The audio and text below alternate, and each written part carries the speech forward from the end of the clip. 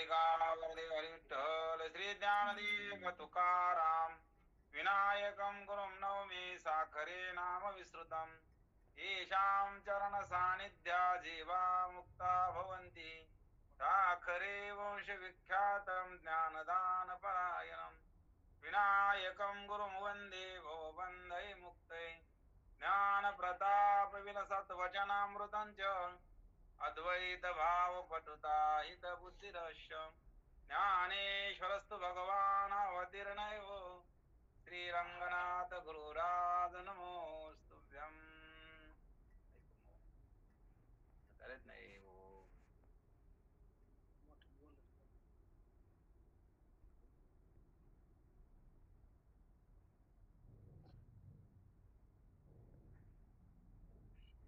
सगळं तर जाऊ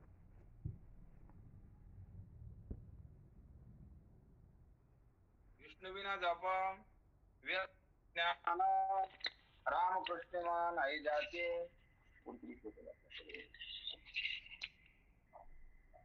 उपजवणी करंता नेण्यात व्यत्यय वाटा रामकृष्ण पैठा कैसा होय द्वैताची झाडणी गुरुविना ज्ञान तया कैसे कीर्तना घडेल नामे ज्ञानदेव म्हणे सगुण हे ध्यान नाम पाठ मौन प्रपंचाचे हरिमुखे म्हणा पुण्याची गणना कोण करी चालू करते माझा हॅलो चालू करायचं का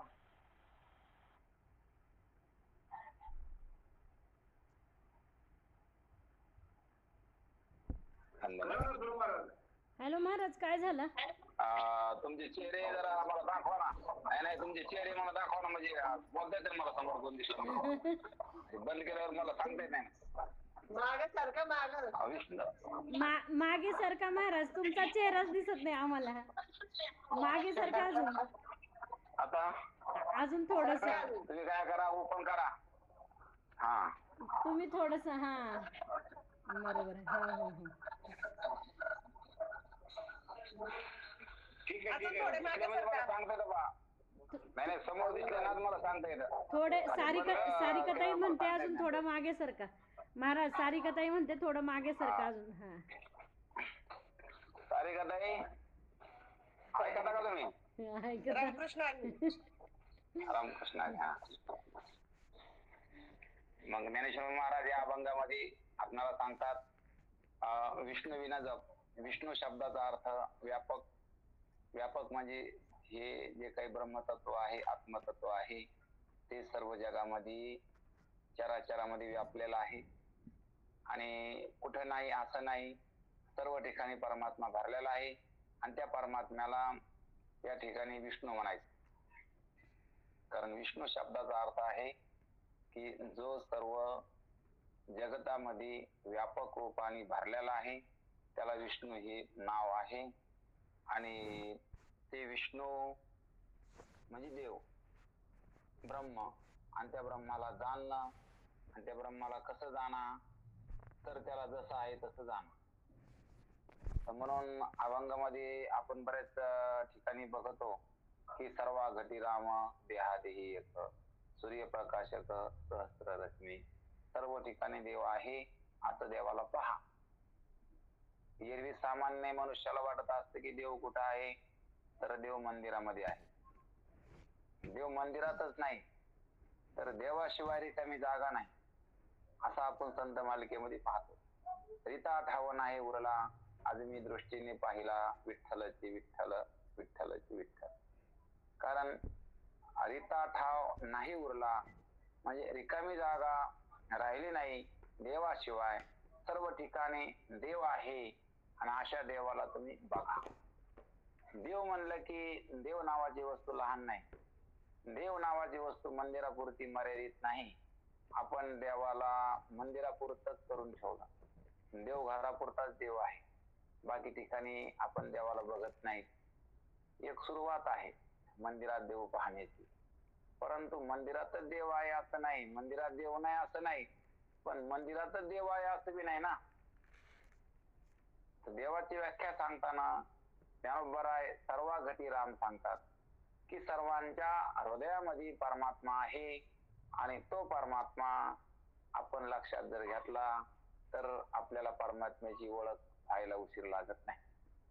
जसा आहे तसा परमात्मा पहा. कारण देव म्हणजे लहान वस्तू नाही, म्हणून हे डोक्यातून काढून टाकायचं की देव म्हणजे या ठिकाणी मंदिरापुरता आहे, देव म्हणजे दिसणार आहे. तर देवाची व्याख्या सांगताना ज्ञानोबराय सांगतात, देवा नाही रूप, देवा नाही गाव, देवा नाही ठाव कोठे काही. देवाला रूप नाही, देवाला नाव नाही, देवाला गाव नाही. देव कसा आहे? अरूप आहे. कारण देवाला रूपच नाही. कारण देवानं रूप धारण केलं.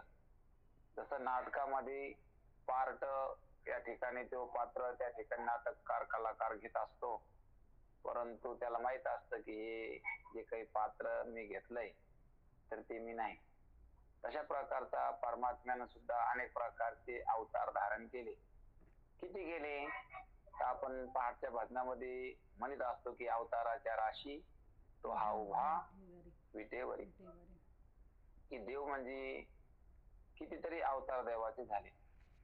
किती झाले तर अभंगात सांगतात अवताराच्या राशी.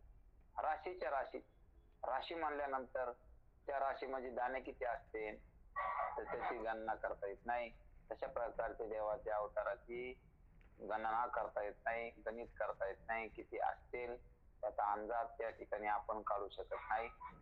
अनंत अवतार घेशी भक्ता कारणे, कनवाळो कृपाळो दिना लागे विठ्ठरणे. अनेक प्रकारचे अवतार या ठिकाणी देव घेत असतो. म्हणून देव या ठिकाणी अवतीर्ण होतो.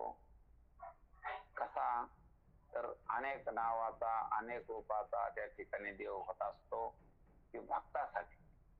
अनेक युगामध्ये योगायोगी देवाना अशा प्रकारचे अवतीर्ण देव झाला तर भक्तांच्या उद्धारासाठी. आणि हेच भगवद्गीतेमध्ये सांगताना देवानं सांगितलं की परित्राणाय साधूनां विनाशाय च दुष्कृतां धर्म संस्थापनार्थाय संभवामि युगे युगे. की धर्माची स्थापना करण्यासाठी, दुष्टांचा नाश करण्यासाठी आणि साधूचं पालन करण्यासाठी मी प्रत्येक योगायोगी अवतीर्ण होतो असं अर्जुनाला गीतेमध्ये देवानं सांगितलं. कारण देवाचे अवतार असतात. आणि म्हणून देव या ठिकाणी खऱ्या देवाची व्याख्या सांगताना देवाशिवाय रिकामी जागा नाही असं तुकाराम महाराज देवाचं स्वरूप अशा प्रकारचं सांगतात. की देव कसा आहे? विठ्ठल जळी स्थळी भरला, हरिता ठाव नाही उरला, आज मी दृष्टीने पाहिला विठ्ठलची विठ्ठलची विठ्ठल. कारण मी आज देवाला बघितलं. आणि कसं बघितलं तर सर्व रूपानं देव आहे असं मी देवाला बघितलं. की देवाशिवाय रिकामी जागा या जगतामध्ये नाही, सर्व रूपानं देव हा भरलेला आहे असं मी देवाला बघत.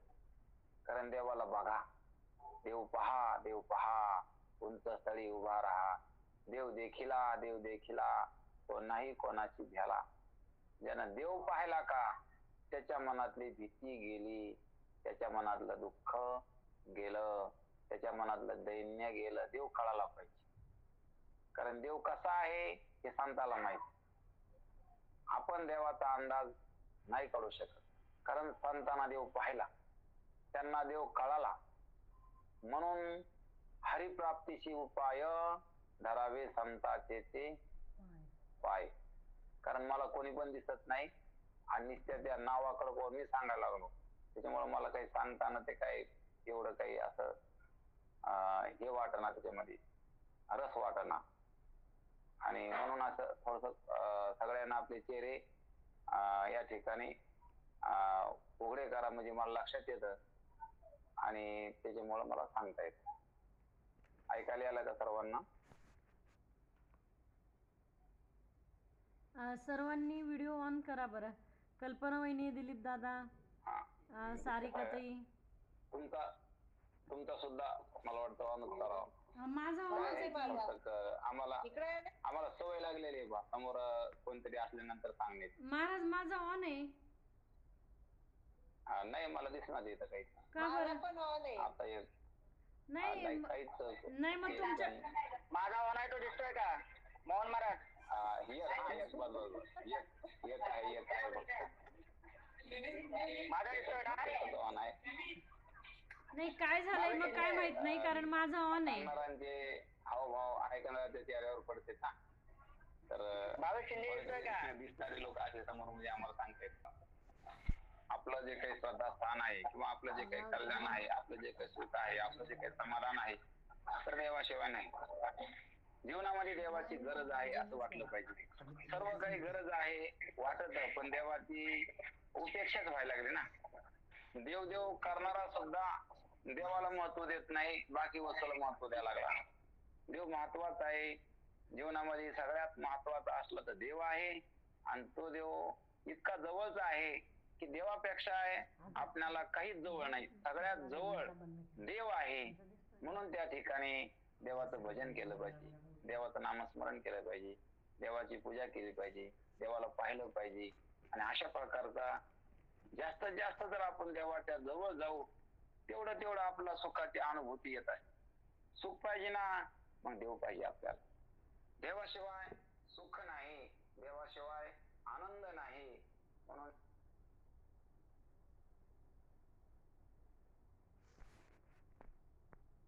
असला तर त्याला देवाची गरज आहे, त्याला देव पाहिजे, आणि तो देव त्या ठिकाणी संतांना माहित आहे. म्हणून याच्या अगोदरचा अभंग जो काही आपण बघितला, तर संतांची संगती हा अभंग बघितला. कारण या अभंगामध्ये संतांच्या संगतीचं महत्व सांगताना ज्ञानोबा रायांना सांगितलं की संत म्हणजे परमार्थातला पाया आहे.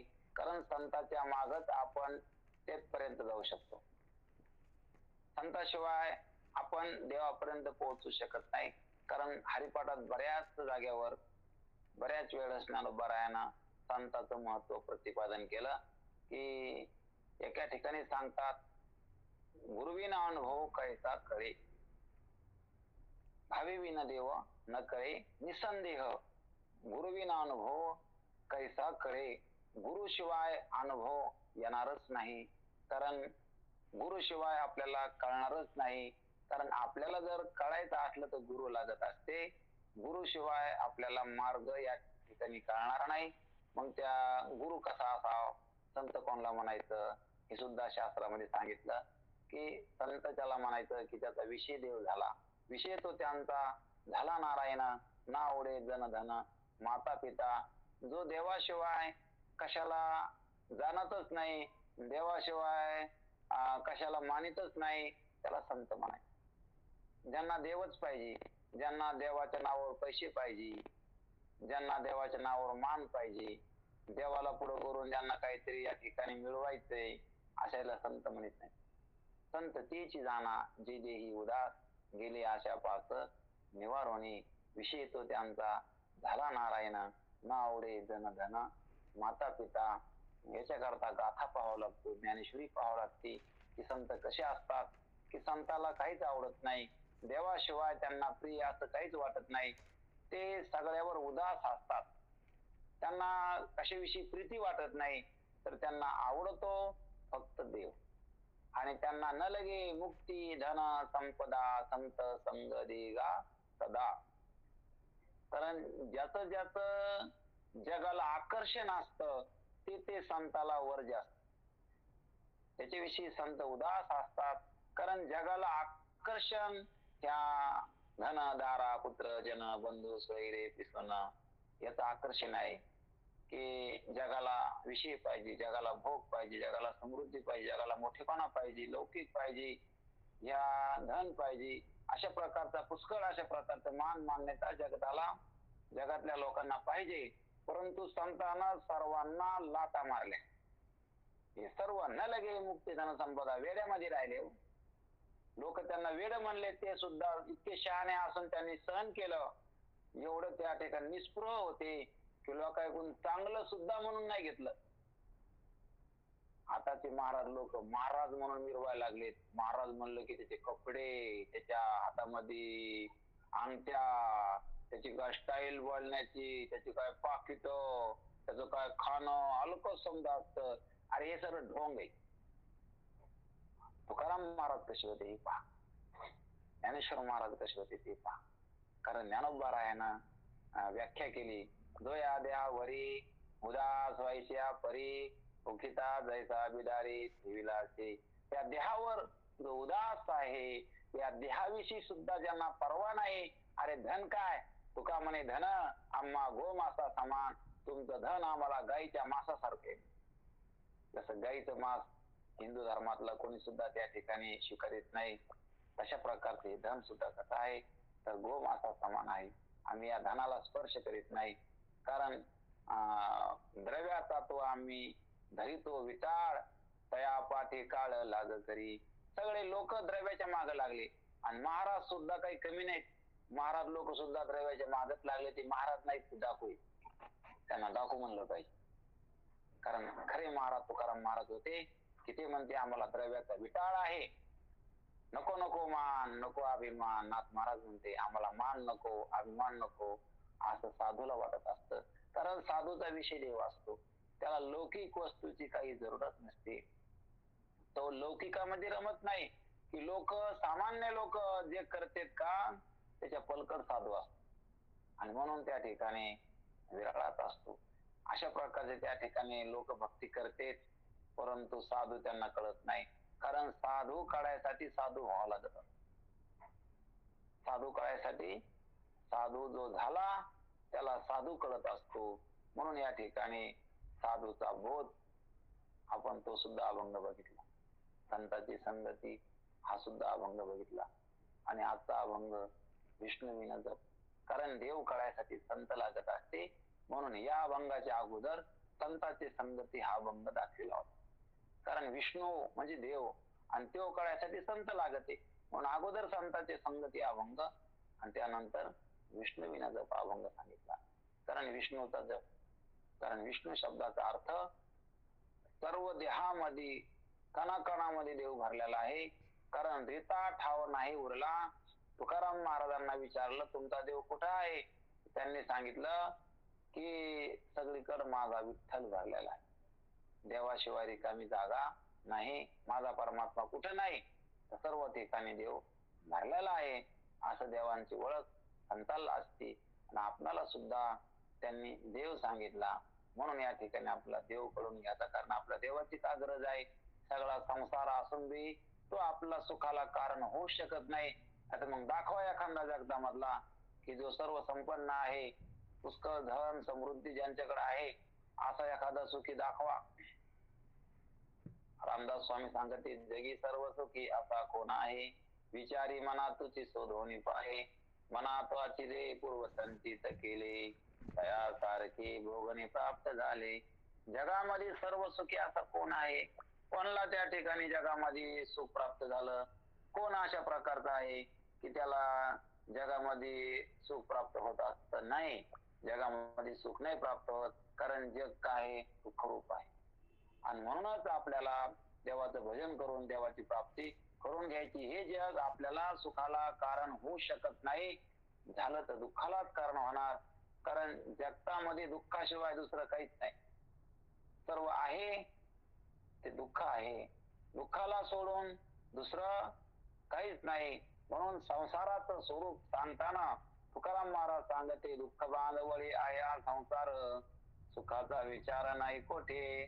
कोणी म्हणलं की आम्हाला आयुष्यभर दुःख नाही, परंतु शरीर सोडताना दुःख आहेच ना. शरीर सोडताना कोणाला जावं वाटतं, कोणाला वाटतं की हे शरीर जावा. शरीर सोडणं म्हणजे जीवाला सगळ्यात वाईट घटना आहे. येणार नाही का. तुकाराम महाराज आठवण करून द्यायला लागले, देह जाईल जाईल याशी काळोबा खाईल. देह जाणार आहे, देह जाणार आहे असं 2 वेळेला सांगितलं. देह जाईल जाईल याशी काळोबा खाईल. देह जाणार आहे, देह जाणार आहे. आणि आपण या जाणाऱ्या मरणाऱ्या काही काळापुरता शरीर आहे.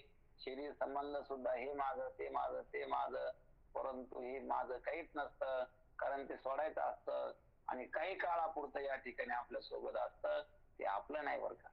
आणि म्हणून देव आपला आहे, तो सतत त्या ठिकाणी आपल्याला सांभाळायला लागलाय. आणि सर्व काही आपले व्यवहार देवामुळे सुरळीत व्हायला लागले. म्हणून देव त्या ठिकाणी सगळ्यात जवळचा असन तर देव आहे. सगळ्यांना सोडलं तरी देव सोडित नाही, आणि देवानं सोडल्यावर कोणाला धरता येत नाही. त्यानं जर श्वास काढून घेतला तर याला फुकूनच द्यावं लागतं, याला जाळून टाकावं लागतं. पण आता जे काही जिवंत आहे तर देवाच्या प्रेमामुळे आहे.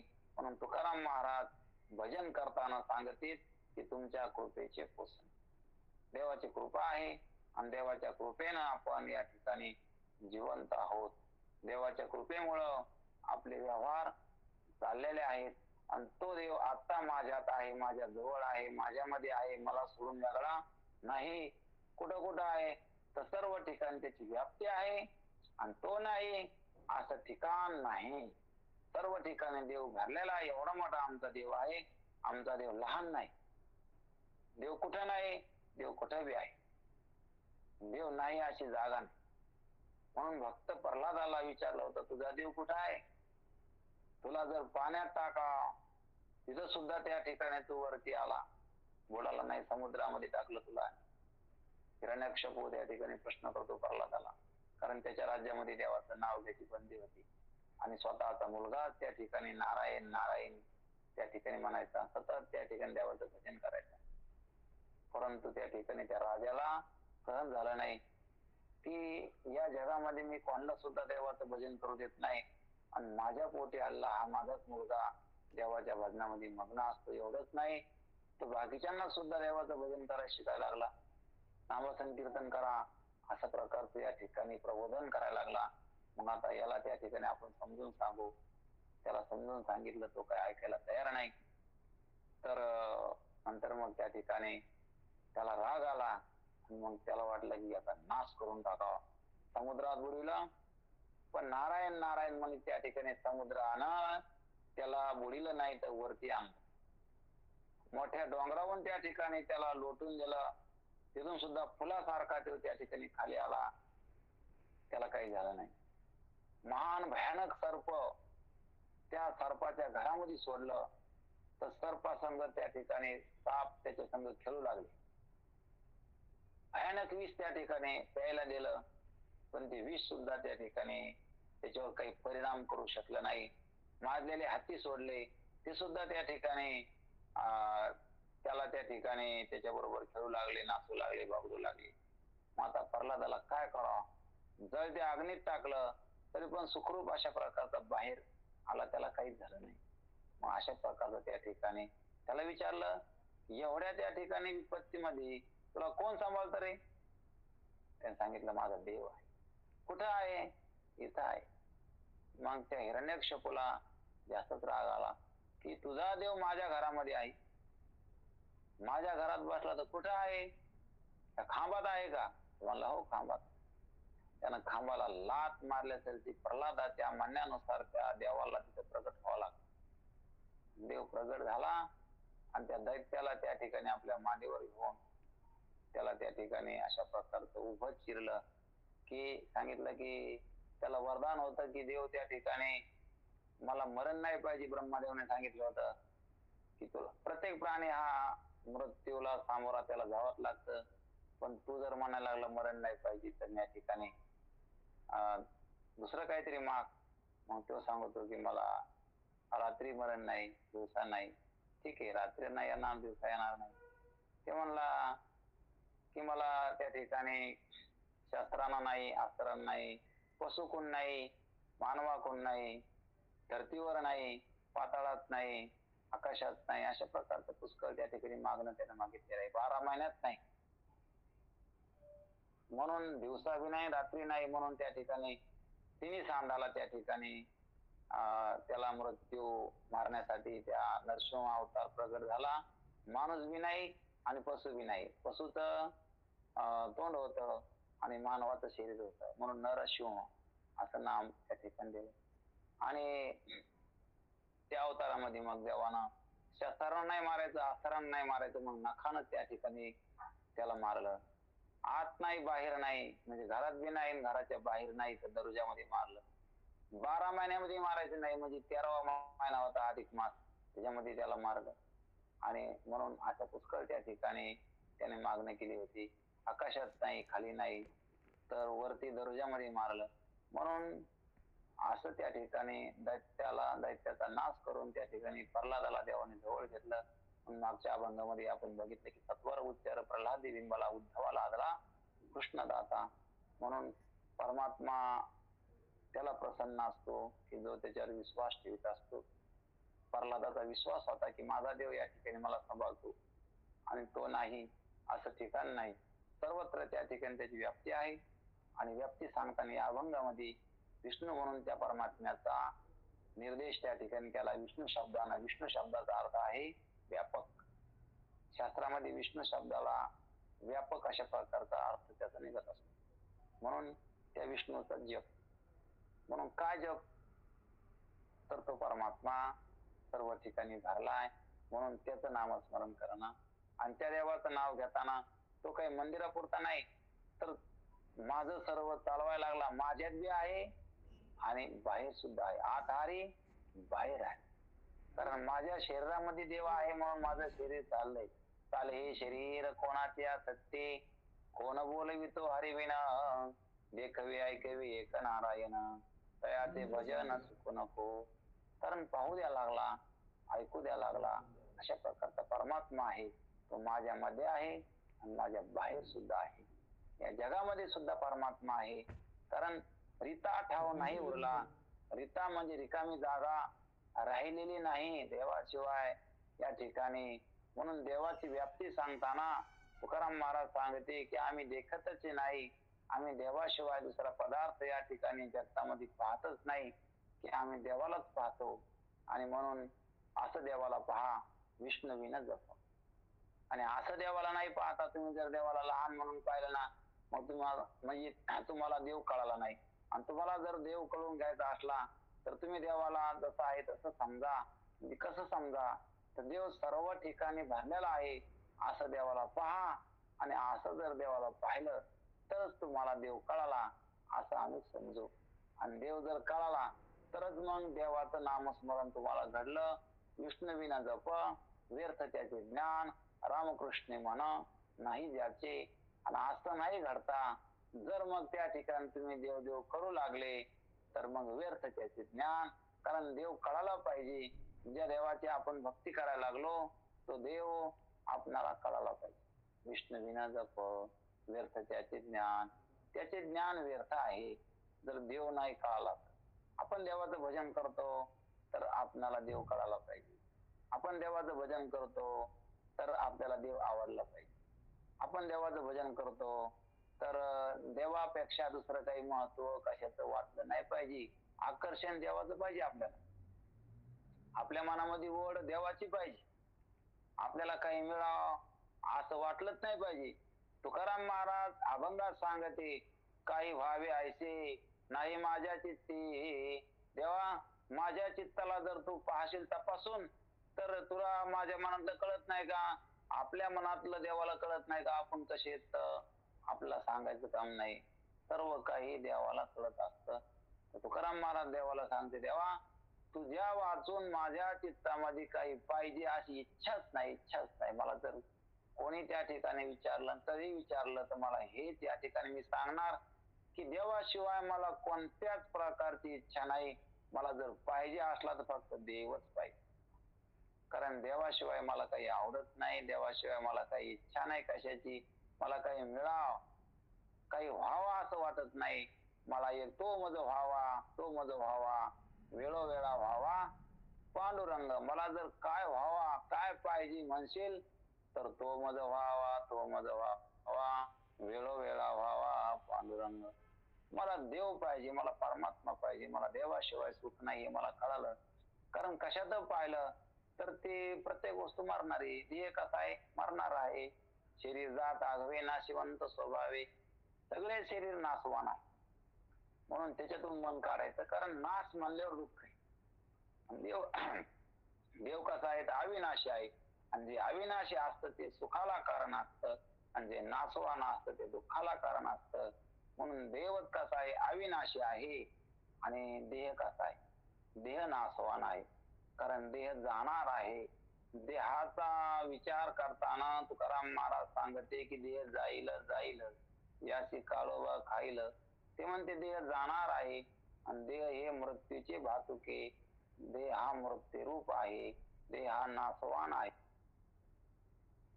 देहा संबंधी जर विचार केला तर सगळे पदार्थ या ठिकाणी संपणारे आहेत, आणि देह आपला नाही, खरा नाही, आणि देव आपला आहे.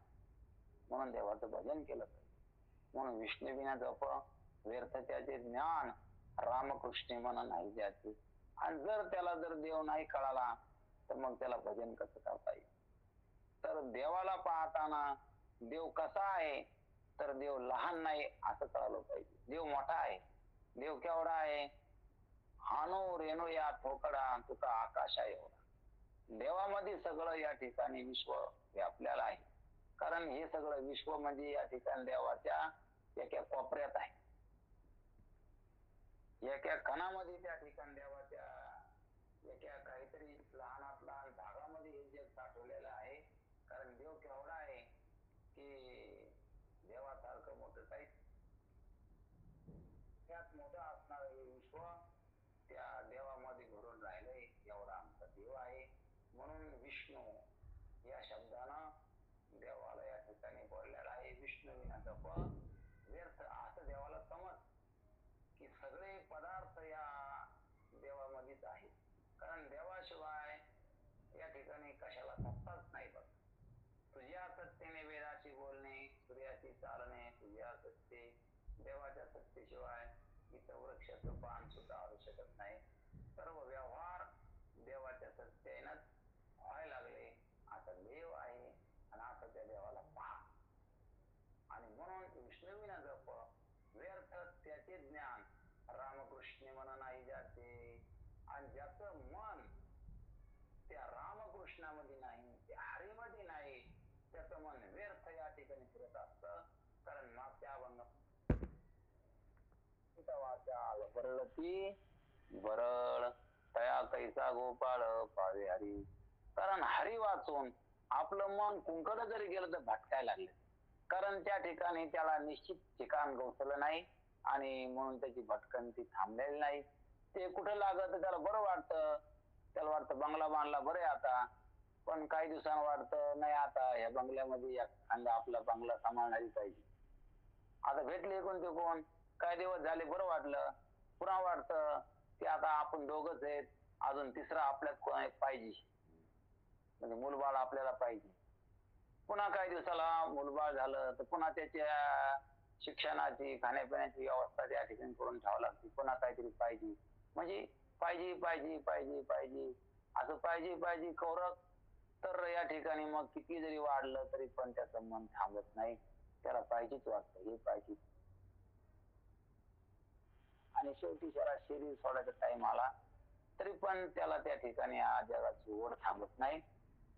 जसं मृगजळ, ते मृग म्हणजे हरण त्या मृगजळाच्या पाठीमागे लागतात, परंतु निश्चित त्या ठिकाणी त्याला त्या पाण्याचा साठा गवसत नाही, आणि शेवटी त्या पाण्याच्या साठ्याच्या मिळावा म्हणून ते पळत असतं, परंतु शेवटी ते मृत्यू पावतात. तसा जीव सुद्धा या ठिकाणी जगाच्या मागे लागून शेवटी जगात सुख भेटत नाही, आणि त्याला शरीर सोडून जावं लागतं. म्हणून शरीर आहे तोपर्यंत त्यांना देवाचं ध्यान करून देवाचं सानिध्य प्राप्त करून सुखी व्हावा, आणि आपण निश्चिंत या ठिकाणी राहून देवाचं भजन करून या शरीराचा उपयोग परमार्थ प्राप्तीसाठी, देव कार्यासाठी याचा उपयोग करावा, असं संताला सांगायचं आपल्याला. आणि आपल्याला त्यांनी हाच बोध तुकोबारायानं, ज्ञानोबारायानं आपल्याला हरिपाठाद्वारे म्हणा, ग्रंथाद्वारे म्हणा, हाच बोध त्या ठिकाणी आपल्याला सर्वांना केला आहे. तर आपण त्याचं महत्व जाणून घेऊन त्यांना त्या काळात केला, तर आपण ह्या काळात सुद्धा त्यांच्या बोधाचा उपयोग करून आपलं काम करून घेऊ शकतो. आपण जर मनावर घेतलं तर आपलं करता येतं. आपण जर नाही केलं तर त्या ठिकाणी आपण गुन्हेगार ठरतो, कारण आपल्याला सांगण्यामध्ये त्याने काय कमी ठेवलं, आपल्यासाठी काय नाही केलं त्यांनी. केले उपकार सांगो मी काय, बापांना तरी आईशी माय, धर्मे त्याच्या देखील पाय दिले अक्षय अभय दान. तुकाराम महाराज सांगते देवाने काय नाही केलं आपल्यासाठी. अक्षय अशा प्रकारचं क्षय नाही होणार, नाश नाही होणार आपल्यासाठी करून दिलं. अविनाश अशा प्रकारचा परमात्मा आपल्याला गौसन अशा प्रकारची त्यांनी आपणाला माहिती दिली, मार्ग दाखविला. ते संत आहे म्हणून त्यांचे अनंत करून घेणं हा आपला काय तर अधिकार आहे. आणि आपल्याला सुद्धा कल्याणाचा मार्ग त्यांनी दाखविला. म्हणून पुढच्या चरणात सांगायला उपजोनी करंता नेने अद्वैत वाटा रामकृष्ण पैठा कैसा होय. तू देवाला कसा प्राप्त होशील. म्हणून तू या ठिकाणी देवाला प्राप्त व्हायचं असलं तर या ठिकाणी तू अद्वैत ध्यानाल. आता हे तुम्हाला काही गोष्टी नवीन वाटतील किंवा असे शब्द तुम्ही कधी ऐकलेले नसते. पण आता हरिपाठामध्ये विषय आल्यामुळे मला सुद्धा सांगणं तुम्हाला वाटण हे शब्द आम्ही कधी ऐकले नाही तर आम्हाला थोडा विषय जड चालला, अवघड वाटायला लागला. परंतु ज्ञानेश्वर महाराजांनी आपल्याला अवघड सांगितलं नाही.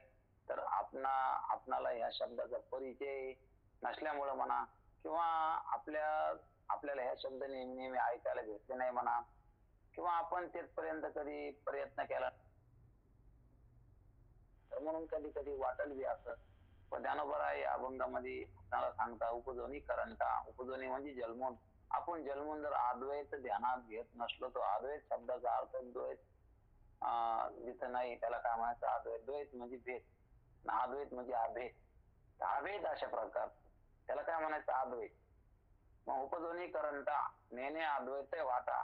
म्हणून ज्या ठिकाणी भेदच नाही तर सर्व ठिकाणी परमात्मा भरलेला आहे. भेद कुठे. आणि जो देवाचा भक्त असतो का त्याला भेद खरा वाटत नसतो. भेदाभेद भ्रम अमंगळ. काय भेद आणि अभेद हा सुद्धा भ्रम आहे. विष्णुमय जग वैष्णवांचा धर्म भेदाभेद भ्रम अमंगळ. कारण हे सर्व जग विष्णू स्वरूप आहे. म्हणून या ठिकाणी भेद कुठे. कारण अलंकार सगळ्या अलंकारामध्ये जर सुवर्ण असतं, सगळ्या अलंकारामध्ये सोनं भरलेलं आहे. म्हणून सगळे अलंकार सोनं नाही का. म्हणून सगळ्या जगात जर देव आहे मग लहान मोठं कुठे. सगळं देव नाही का. अशा प्रकारचं उपजोनी करंटा. म्हणून काही कमी जास्त नाही, काही लहान मोठं नाही, आणि सगळं काही देव आहे. म्हणून आम्ही देखतच नाही देवाविन काही दुसरे ते.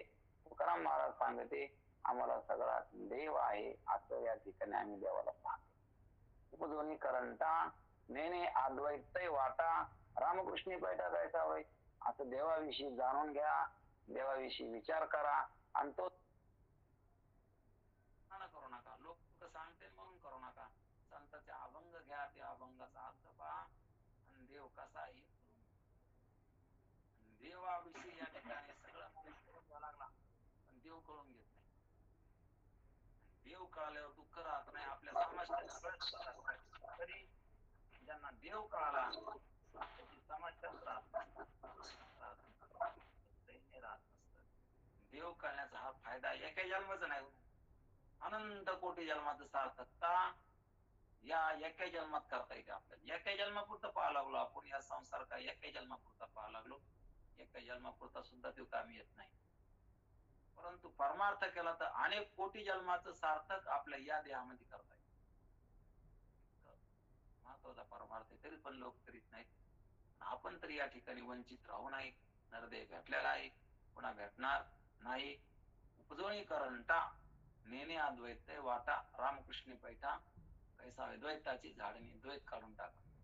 कारण द्वैत म्हणजे दुःख, द्वैत म्हणजे दुसरं, द्वैत म्हणजे भेद. भेद खरा नाही, भेद खोटा आहे. म्हणून भेद म्हणजे द्वैत. म्हणून द्वैताची झाडणी करा. म्हणजे त्या ठिकाणी परमात्मा पहा तुम्ही सर्व ठिकाणी. द्वैत कुठे म्हणा.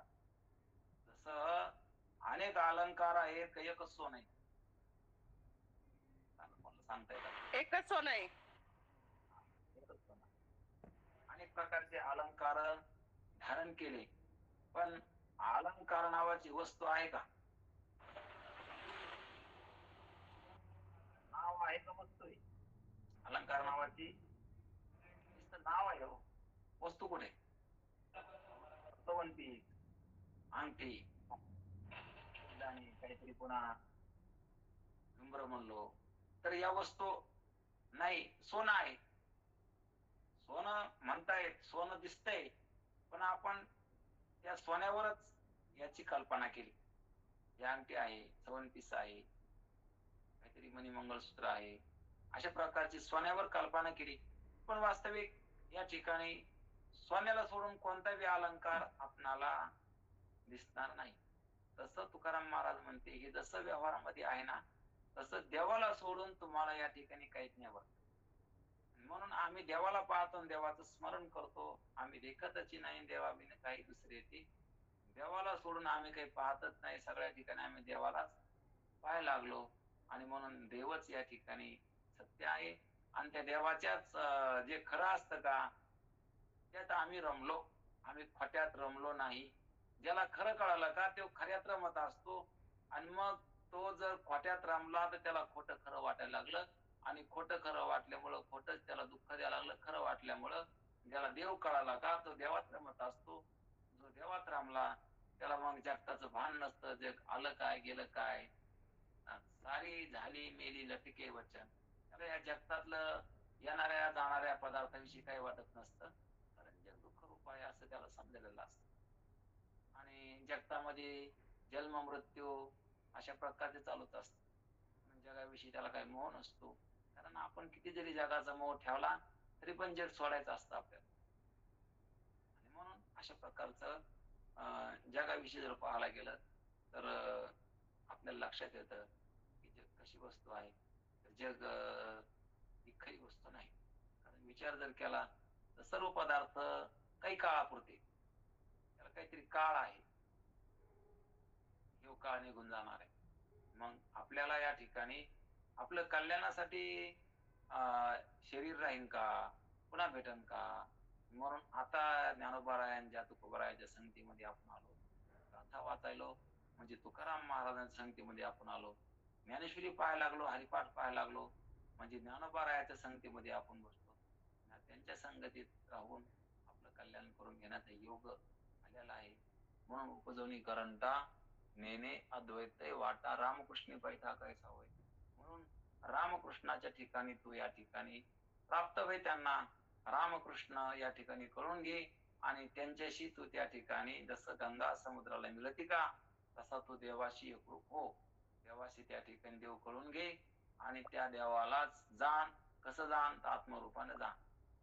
त्या देवाला आपल्याहून वेगळं जाणू नको, म्हणजे द्वैत ठेवू नको. तो वेगळा आणि मी वेगळा, द्वैताची झाडणी कर. म्हणजे देव आणि मी सुद्धा दोन नाही. अद्वैत कुसरी विरळा जाणे. म्हणून अद्वैत शिकवे आपल्याला, द्वैत काढून टाकायला सांगितलं. म्हणून द्वैताची झाडणी गुरुविना ज्ञान. आणि हे गुरुशिवाय जमत नाही. गुरु म्हणजे कोण? की आता आपलं वाटतं मग गुरु कोण करावा. आता गुरु कलियुगामध्ये खूप झाले बघ. आणि म्हणून ते गुरु काय, गुरु गुरु फिरी ते नाही म्हणायचं गुरु. ते आपल्याला देव कळून देते त्याला म्हणायचं गुरु. मंत्र तंत्र उपदेशिते घरोघरी गुरु आहे ते. जो शिष्या ते उपदेशी सद्वस्तु ते, त्या ते श्रीकृष्ण गुरु मानी. भगवान श्रीकृष्ण त्याला गुरु मानते. जो शिष्याला तू खरा आहेस असं शिकविते ते आमचे गुरु आहे. बाकीचे जे घेत असते ते गुरु नसते. तो त्यांच्याकडे काय भिकार चोट त्यांना त्या ठिकाणी त्यांना, कारण तेच जर या ठिकाणी भिकारी येत आम्हाला काय देणार आहे. म्हणून ज्यांना अपेक्षा आहे का ते आपणाला काही देऊ शकत नाही. जे निरपेक्ष आहे तेच या ठिकाणी सद्गुरू आहे. ज्यांना कशाची आशाच नाही, गेली आशापासून निवारण. कारण संत असते ते मोठे असते आणि ते अशा प्रकारचे संसारी दुःखी लोकांकडून काय घेतील.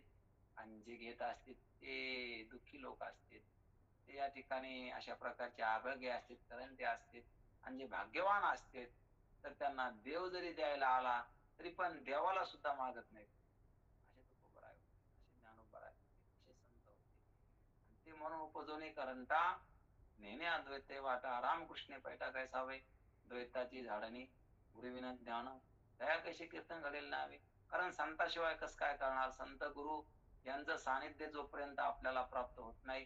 कारण ज्ञानोबारायाची ज्ञानेश्वरी आपण यथासांग कळून घेत नाही. तुकोबांचा गाथा आपण वाचित नाहीत.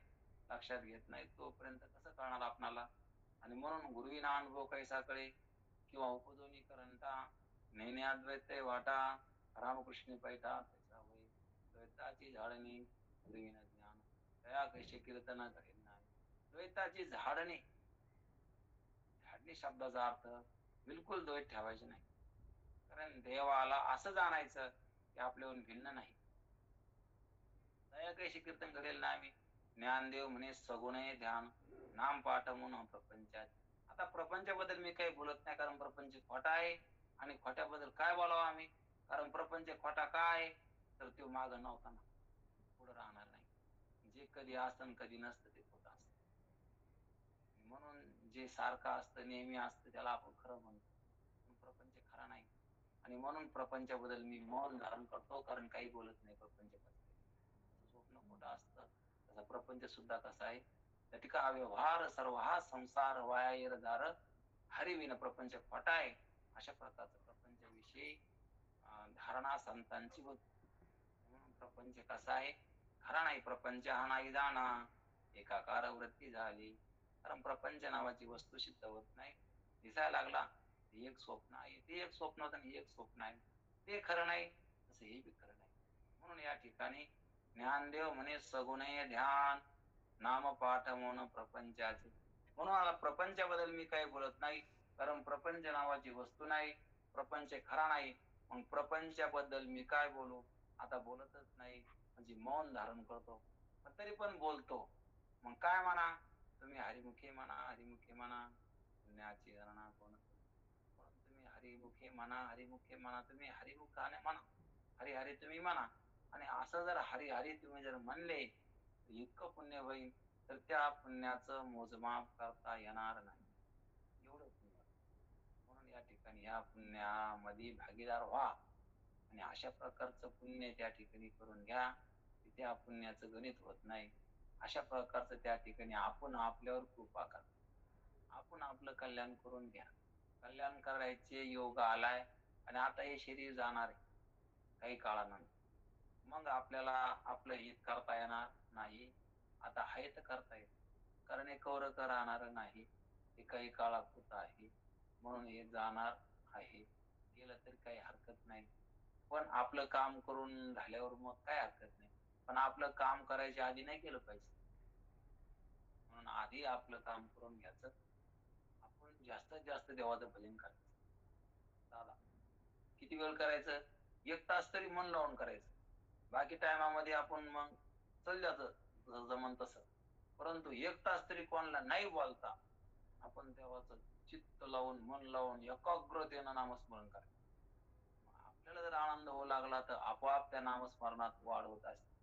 किती आनंद होतो हे आपण आपलं प्रत्यक्ष बोलायचंच नाही. कोण 1 तास असा काढायचा की त्या टाइम देवाचं नावच राम राम स्मरा आधी किती आनंद होतो आपल्याला हे पाच. कारण 23 तासामध्ये आपण सगळे व्यवहार करायला लागलो. 1 तास पूर्ण मनाने देवाचं नामस्मरण करायचं. त्याच्यामध्ये आपला किती आनंद होतो, आपला काय फायदा होतो. त्या फायद्यानुसार जर वाटला फायदा आपल्याला तर आपण आपोआप त्या ठिकाणी देवाचं स्मरण या ठिकाणी आणि आपलं कल्याण आपण निश्चित करून घेऊ. हा कल्याणाचा मार्ग आहे. त्या ठिकाणी हे आपल्यालाच करावं लागत असतं. आणि आता योग आलेला आहे, मनुष्य देह काही कधीही नाही. कारण देवाचं भजन पशु पक्षाला करता येत नाही, संसार त्यांना करता येतो. इथं येऊन जर आपण संसार करायला लागलो तर परमार्थ करायचा कुठं? पशुच्या देहामध्ये परमार्थ करताच येत नाही ना. त्यांना देवाचं भजन करताच येत नाही. त्यांना वाणी नाही, त्यांना बुद्धी नाही, त्यांना कोणत्या प्रकारची भावना नाही. इतर पशु पक्ष आणि आपणाला बुद्धी आहे, वाणी आहे, भावना आहे, आपल्याला परमार्थ करता येतो. इथं सुद्धा आपण जर संसारामध्ये रमलो तर मग देव कुठं करून घ्यायचा. तरी पण आपल्याला या ठिकाणी संसार सोडायला सांगितलं नाही. संसारी असावे असून नसावे, किंवा पहिल्या अभंगात आपण बघितलं असूनही संसारी जिमी वेगुकरी. संसारात असून सुद्धा तुम्ही देवाचं भजन जरी केलं तरी आपलं कल्याण आपल्याला करून घेता येतं, असं ज्ञानोबा आहे आपल्याला सांगत येत. आता आपला वेळ झालेलाच आहे. आपण पसायदान आता घेऊ. आता विश्वात्मके देवी येणे वागेने तोषावे तो सोनी मज द्यावे पसायदा नाही. जी खराची व्यंकटी सांडो तया सत्करी मिरती वाढो. भूता परस्परे पडो मृत्युवांचे दुरितांचे ते मिळदावो. विश्वस्व धर्म सूर्य पाहो. जो जीवांचिर तो ते लाहो प्राणिदास. वर्षोत सकळ मंगळी विश्वनिष्ठांची मादियाळी. अनवर्त भूमंडळी भेदतया हुता. त्याला कल्पतरुचे हरो. चैतना चिंतामणीचे गावो. बोलती जे अर्णव पुरुषांची इंद्रिय लांछन मार्तंड जेतापिन. ते सर्वै सदा सज्जन स्वैरे होती. किंबहुना सर्व सुखी पूर्ण होणे निलोकी. भजलो